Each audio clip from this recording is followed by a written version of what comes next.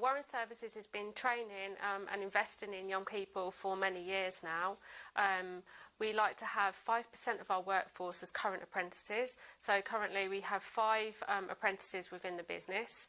1 is on a level 3 apprenticeship programme and 4 are on the higher apprenticeship programme.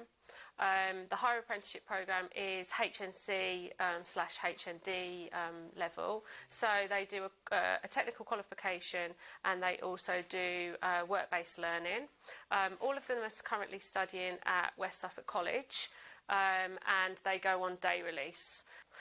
Investing in young people is a really important part of our business. Obviously many years ago we recognised that engineering had an ageing workforce, so that needed to be rectified in some way.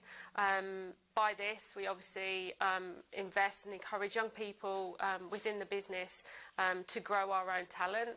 Many of our apprentices stay within our business, so we have retained many of those apprentices. Obviously we have lost a few over the years, however, yes, many of them are now working in key roles within the business.